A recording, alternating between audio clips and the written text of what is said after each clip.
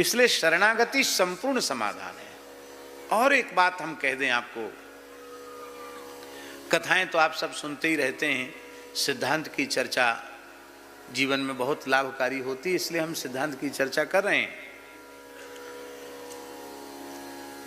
कर्म का बंधन इतना जटिल है, इतना जटिल है कि किसी भी प्रकार से, किसी भी कठोर से कठोर साधन के द्वारा भी उस बंधन से छूटना असंभव तो नहीं है। असंभव होता तो उन साधनों का निर्देश उपदेश ही शास्त्रों में क्यों किया जाता? महाराज जी, ज्ञान कर्म उपासना, ये जो साधन की त्रिपुटी है, इसका निरूपण क्यों किया जाता है? सांख्य है, योग है, ज्ञान है, कर्म है, इन सब का निरूपण जीवों के परम कल्याण के लिए ही है। संभव नहीं है ये बात नहीं है। संभव नहीं, संभव होता तो उपदेश ही क्यों होता? पर हम जो बात कह रहे हैं उस पर बहुत ध्यान दें। इन साधनों में दोष है ऐसी बात नहीं है। साधन तो सब निर्दुष्ट हैं, पर समय की विकट परिस्थिति ऐसी है कि इन साधनों का, केवल साधनों का आश्रय लेकर हम कर्म बंधन से मुक्त नहीं हो सकते।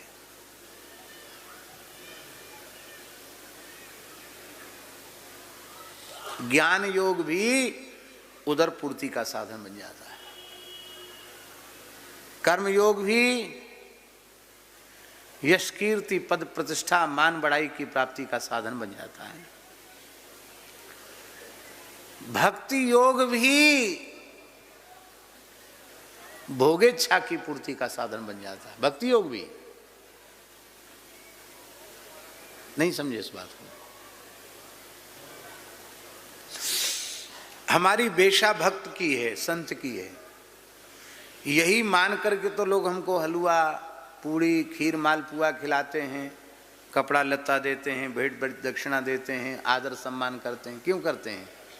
क्योंकि हमारी वेशभूषा प्रमाणित करती है कि ये भक्त हैं। तो हम वेशभूषा से भक्त हैं, पर वस्तुतः हमारे मन में भोगों के प्रति वैराग्य नहीं है, तो ये भक्ति की वेशभूषा भोग का साधन बन के रह जाएगी। अब आ गई बात समझ में?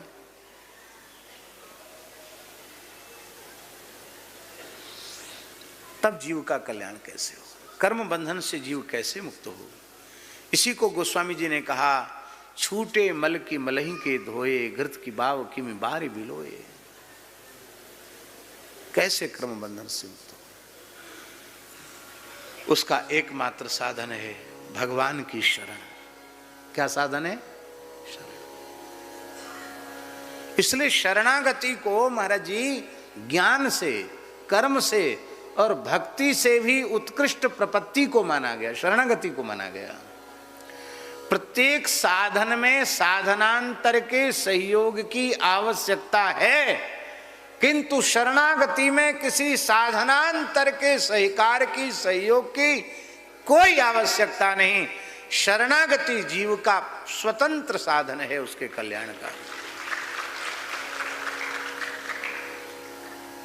स्वतंत्र साधन है। अब कैसे जीव शरणागति से कर्म बंधन से मुक्त होता है, इसकी थोड़ी सी चर्चा हम कर दें।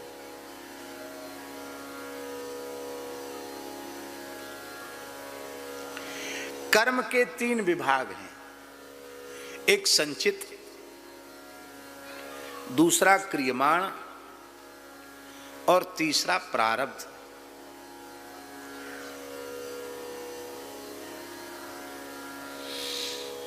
कई जन्मों के शुभ अशुभ कर्म जो इकट्ठे हैं, एक ढेर लगा हुआ है, वो तो हुआ संचित।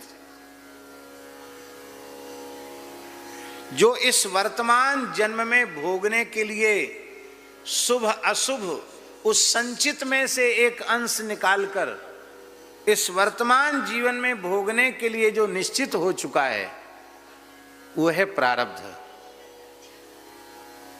और जो इस वर्तमान शरीर से हम शुभ अथवा अशुभ कर्म कर रहे हैं, वह है क्रियमाण। अब होता क्या है महाराज जी, क्रियमाण कर्म संचित में जाता है और संचित कर्म से प्रारब्ध बनता है, फिर क्रियमाण संचित, फिर संचित से प्रारब्ध, फिर क्रियमाण संचित, फिर संचित से प्रारब्ध, बस यही चक्कर चलता रहता। क्रियमाण बंद होने नहीं है। नहीं कश्चित क्षणमपि जात तिष्ठत्य कर्म कृत, एक क्षण भी आप बिना कुछ किए रहोगे नहीं, कुछ ना कुछ तो करना पड़ेगा। या शुभ होगा या अशुभ होगा, या विहित कर्म होगा या निषिद्ध कर्म होगा, और वो क्रियमाण संचित में जाएगा और संचित से प्रारब्ध बनेगा। छुट्टी मिलेगी कभी? छुट्टी मिलनी होती तो मिल गई होती, ये जन्म ही नहीं होता, छुट्टी नहीं मिली। क्या उपाय है, क्या साधन है? सबसे पहले संचित नष्ट होना चाहिए। वो इतना बड़ा गोदाम है, इतना बड़ा गोदाम है, इतना बड़ा गोदाम है कि यदि ईमानदारी से उस पर विचार करो तो महाराज जी सुमेरु भी उसके सामने हल्का सिद्ध हो जाएगा। सुमेरु पर्वत कितना बड़ा है, लाखों योजन ऊंचा है सुमेरु, पर हमारी संचित पाप राशि इतनी अधिक है कि सुमेरु की ऊंचाई भी उसके सामने छोटी है।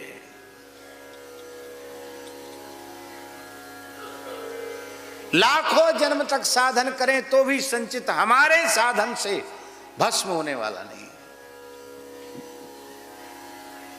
बिलपत्र चढ़ाते हो, रोज चढ़ाते हो, क्या बोलते हो? त्रिदलम त्रिगुणाकारम त्रिनेत्रम च त्रिधायुधम त्रिजन्म पाप संहारम बिल्वपत्रम शिवार्पणम। कितने जन्म? त्रिजन्म। अब तक 3 ही जन्म हुए हैं क्या?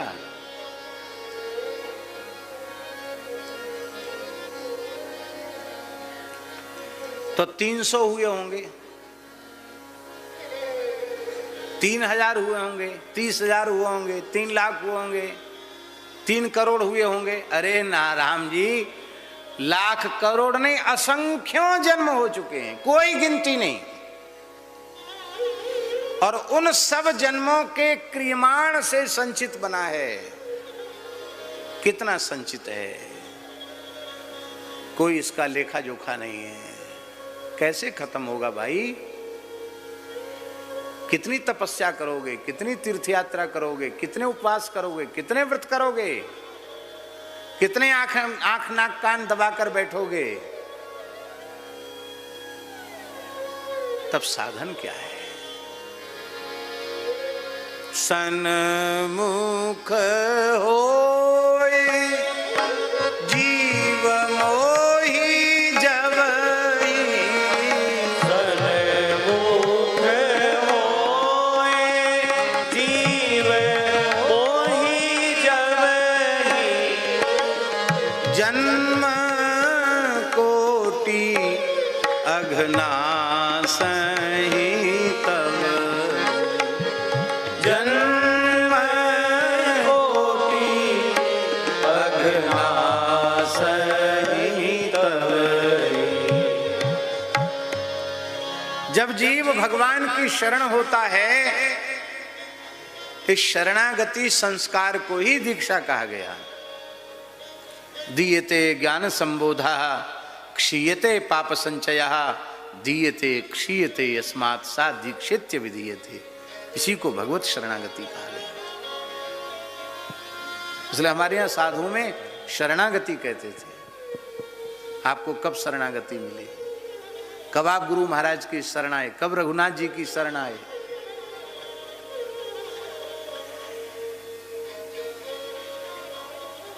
बोले हम तो बहुत पापी हैं। अरे बने रहो। विश्वद्रोह कृत अघजे ही लागा, शरण गयो प्रभु तदपि न त्यागा।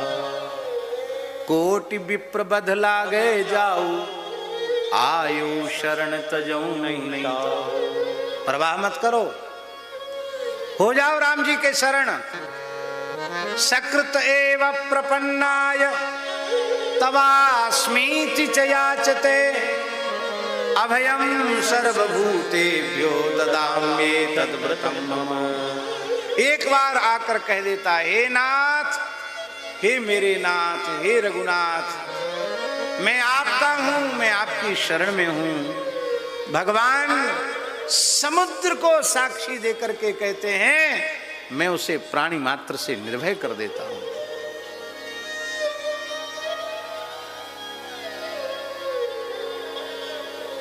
संचित भस्म हो गया। शरणागति से संचित भस्म हो गया, बहुत बड़ी समस्या का समाधान हो गया। लो जो लाखों जन्मों की तपस्या से, यज्ञ से, तीर्थ यात्रा से संभव नहीं था, वो केवल भगवत शरणागति से हो गया। अब महाराज जी बचा क्या? अब बचा क्रियमाण। क्रियमाण होगा तो संचित बनता रहेगा, पर भगवत शरणागत होने के बाद महाराज जी क्रियमाण पवित्र हो जाता है। कैसे होता है? जब तक जीव भगवत शरण नहीं हुआ था, तब तक तो अपने इच्छा की, वासना की, सुख की, स्वार्थ की पूर्ति के लिए वो कर्म में प्रवृत्त हो रहा था। और अब जब भगवदीय जीव हो गया, भगवत शरणागत हो गया, तो अनुकूल्य से संकल्प प्रातिकूल्य से वर्जनम। अनुकूलता का संकल्प कर लिया, प्रतिकूलता का त्याग कर दिया। निषिद्ध कर्म तो उससे बनेंगे नहीं, और जो करने की आज्ञा हरि गुरु संत देते हैं वो काम बनेंगे। वो भी कर्तापने के अहंकार से मुक्त होकर बनेंगे। वैष्णव महाराज जी जब करता है तो वह समझता है कि मैं करता नहीं हूं, करता राम जी हैं और कारयिता भी राम जी हैं। करने वाले भी राम जी और कराने वाले भी राम जी। और करने के बाद कर्तापने के अहंकार से मुक्त होकर करता है, विहित कर्म करता है, भगवान की प्रसन्नता के लिए करता है, और करने के बाद श्री सीता रामचंद्रार्पणमस्तु, श्री राधा कृष्णार्पणमस्तु, श्री लक्ष्मी नारायणार्पणमस्तु।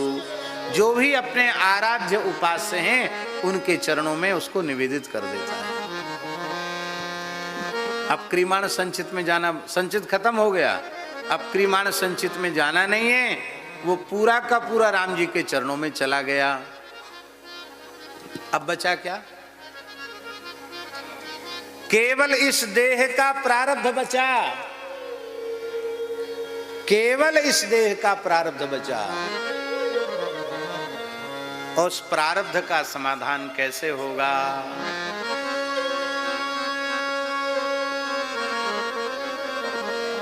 बहुत ऊंची बात।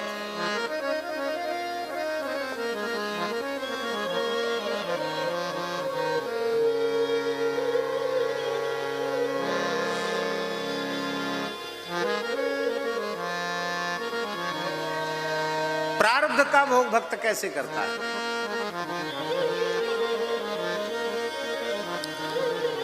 तत्तेनुकंपां सुसमीक्ष्यमाणो, तत्तेनुकंपां सुसमीक्ष्यमाणो, भुञ्जान एवात्मकृतं विपाकम्,